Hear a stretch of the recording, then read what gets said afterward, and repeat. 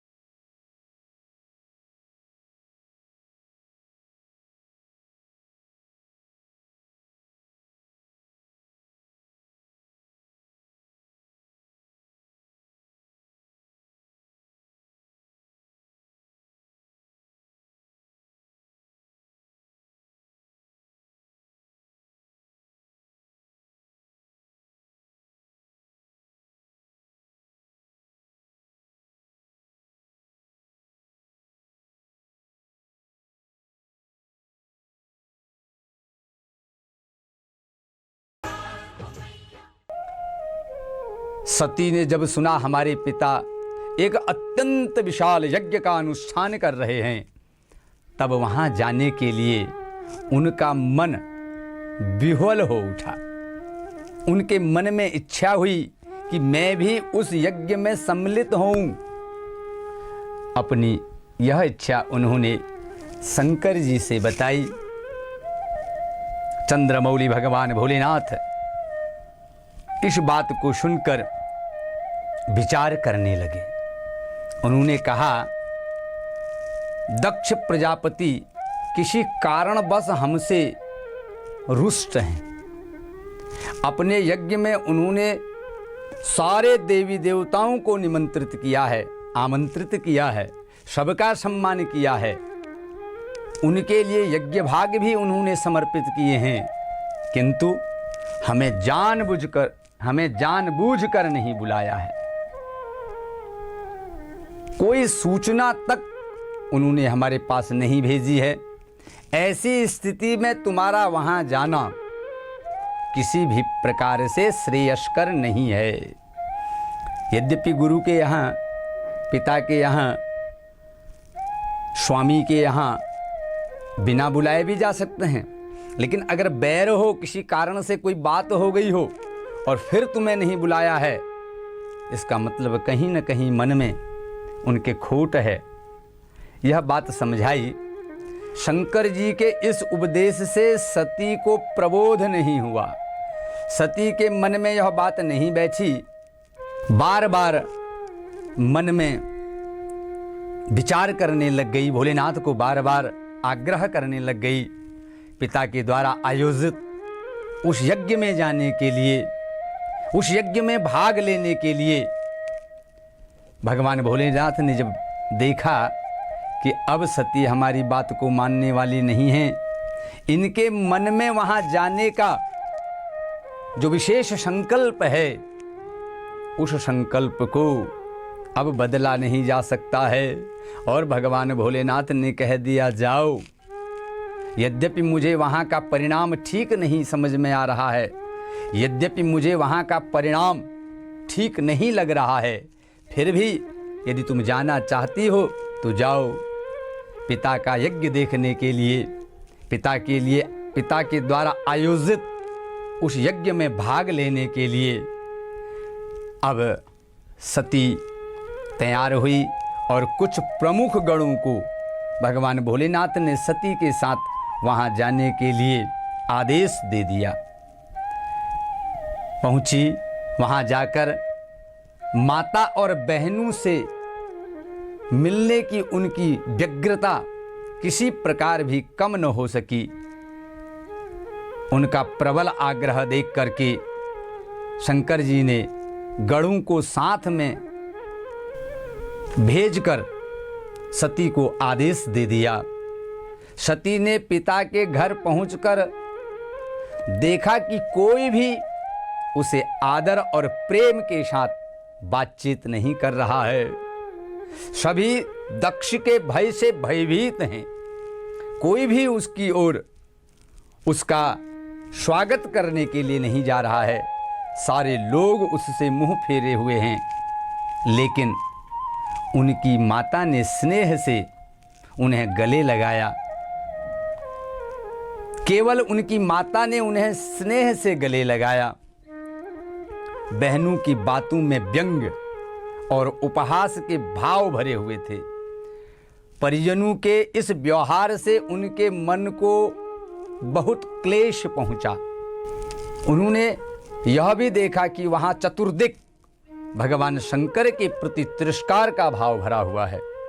दक्ष ने उनके प्रति कुछ अपमानजनक शब्द भी कहे हैं। दक्ष ने उनके प्रति कुछ आपत्तिजनक, अपमानजनक, तिरस्कारजनक शब्द भी कहे हैं।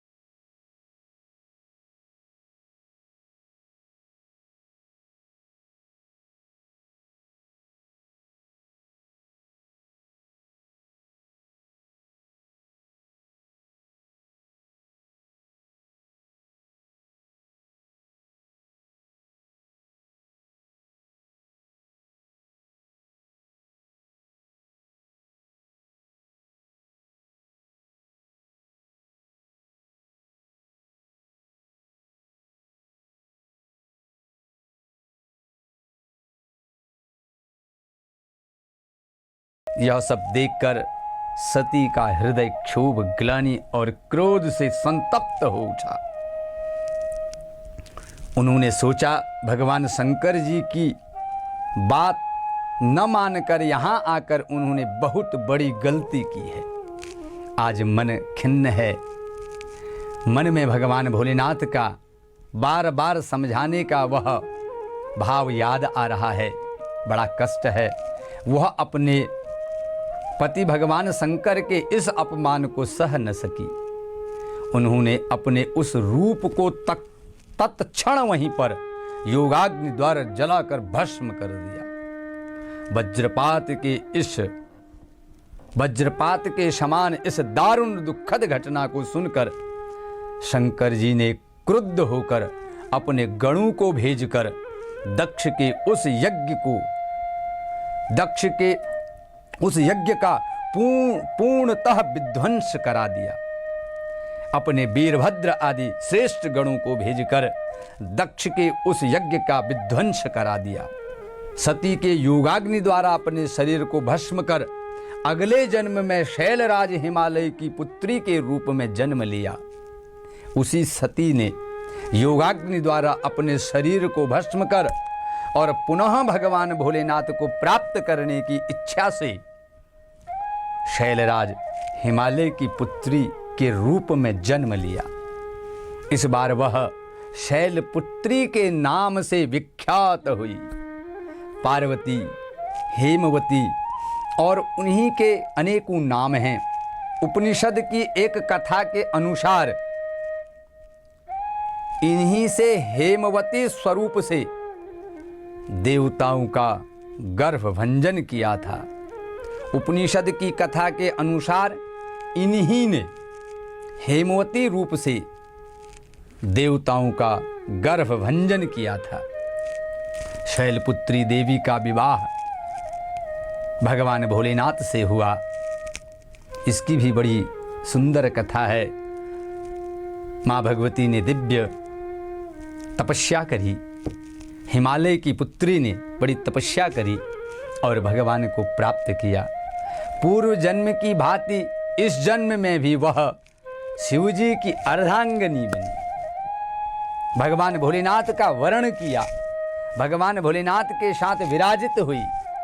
9 दुर्गाओं में प्रथम शैलपुत्री दुर्गा, 9 दुर्गाओं में प्रथम शैलपुत्री दुर्गा का महत्व और शक्तियां अनंत हैं। नवरात्र पूजन में प्रथम दिवस इन्हीं की उपासना की जाती है।